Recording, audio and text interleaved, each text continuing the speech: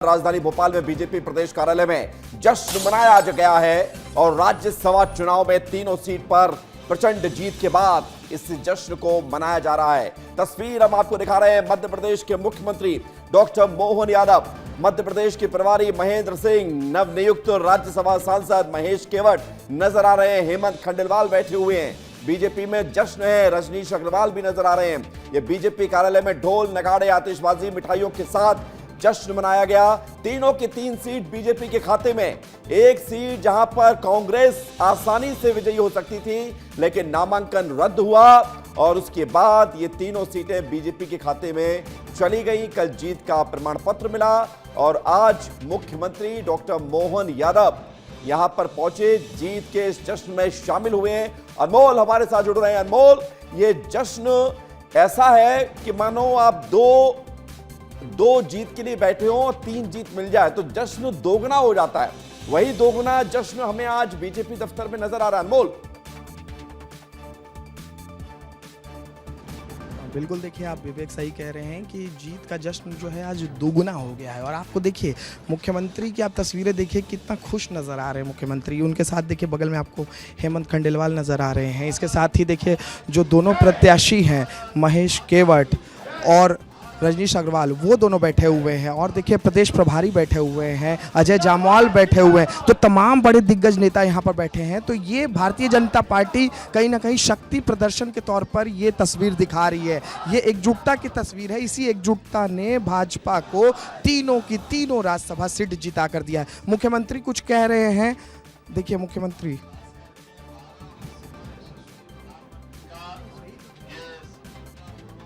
जनता party की ओर से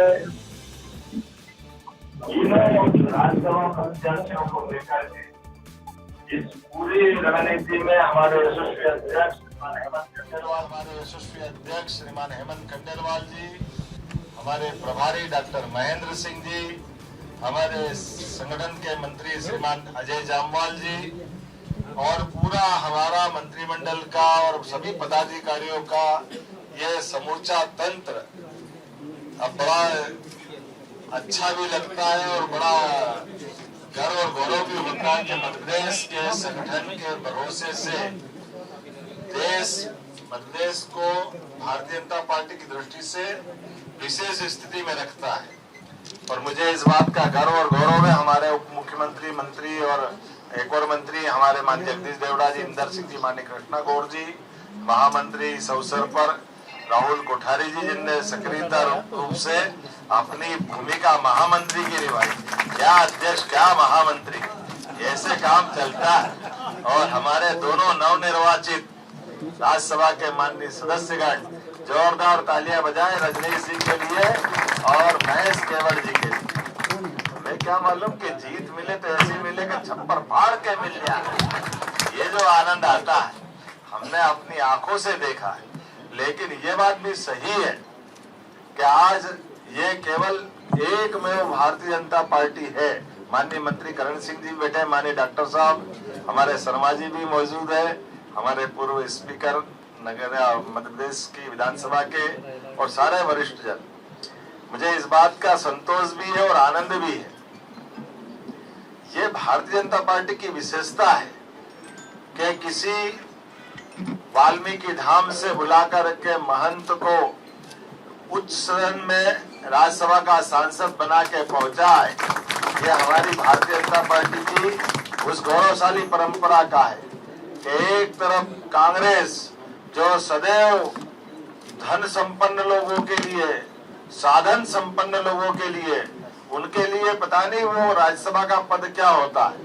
हमारे लिए गर्व है कि सामान्य से सामान्य कार्यकर्ता और सब समाज को लिए साथ आगे है बढ़ते जाना, उसकी पहचान के नाते से आज हमारे बीच में से चाहे सुमित्रा वाल्मीकि हो, चाहे उमेश नाथ जी महाराज हो या बंसीलाल गुर्जर जैसा किसान नेता हो, कहां से हम उठा करके कहां तक उच्च सदन तक पहुंचाते हैं। नर्मदा की बेटी माया नारोलिया, कहां से हम अपने इस प्रतिबद्धता के लिए कि माता बहनों को भी आगे बढ़ाने का हमारा संकल्प है। और रजनीश जी जैसा प्रतिबद्ध कार्यकर्ता, जोरदार अभिनंदन रजनीश जी के लिए। अपने संगठन के बलबूते पर विद्यार्थी परिषद और बात का जो काम दिया, ये एकमात्र पार्टी भारतीय जनता पार्टी। और दूसरे, अब तो राम जी का जमाना है, तो हमारे लिए केवट राज का भी आनंद आने ही आना है।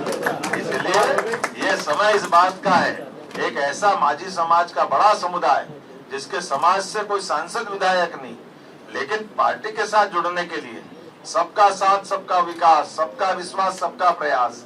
अब कांग्रेस ढूंढ रही है कि लाते कहां से। अब कांग्रेस की जान है, हमारे लिए तो समूचा समाज हमारा। और इसलिए अब आप बताएं, मेरे तो समझ में नहीं आता कांग्रेस कितने चालाकी से, कितने प्रकार से झूठ बोलती है। कांग्रेस की प्रत्याशी भी झूठ बोलती है। कांग्रेस के ही ऊपर कांग्रेस की एक नेत्री ने उस पर हुए अत्याचार की शिकायत करने के लिए तेलंगाना सरकार में वो नेत्री जाती है। नेत्री कौन सी है? कांग्रेस की। आरोप किस पे लगा? कांग्रेस के नेता पे। और उसका साथ देने में सह आरोपी कौन बनी? जो प्रत्याशी थी। अब जनता के सामने झूठ बोलोगे आप पे, चूंकि वो बहुत गलत घटना थी और उस गलत घटना के आधार पर आपको मालूम था कि मध्य प्रदेश की जनता उसको बर्दाश्त नहीं करेगी, इसलिए चालाकी से उस प्रकरण को छिपाया गया और छिपा करके नॉमिनेशन फॉर्म जमा करा। नॉमिनेशन फॉर्म जमा करके न तो उनको अपने नेता पे भरोसा, न उनके कार्यकर्ताओं पे भरोसा, न उनके विधायकों पे भरोसा, चुनाव लड़ने हमारे बीच में आए। आप बताइए, हवाई जहाज लाए 75 सीट का, वो 64 सीट उनके पास पहले से थी, उसमें 25 भी नहीं बैठे। अब तुम्हारे हवाई जहाज में लोग नहीं बैठे तो हम क्या करें? तो उनके घर वालों को बिठाए। अब ये केवल बेवकूफ बनाने का तरीका है। वो इधर हवाई जहाज, वो इधर जान करते फार्म गलत भर दिया, इसलिए उड़ने का भी क्लियरेंस नहीं दिलवा रहा है, क्योंकि उनको मालूम है कि उड़ाने से फायदा नहीं है, केवल दिखाना है। केवल कांग्रेस के लोगों को एक सीट, 4 दावेदार तो यहाँ, वो 5वां दिल्ली से लिया है। अब कहां से कोई जीतेगा? लेकिन कोई बात नहीं, परमात्मा सब देखता है। हमारी पार्टी के आधार पर योग्य प्रकार से निर्वाचन अधिकारी ने जब नॉमिनेशन फॉर्म की बारीकी से जांच की, हमारे प्रत्याशियों ने भी भरा है, सबने फॉर्म भरा, सबके फॉर्म वैलिड पाए गए।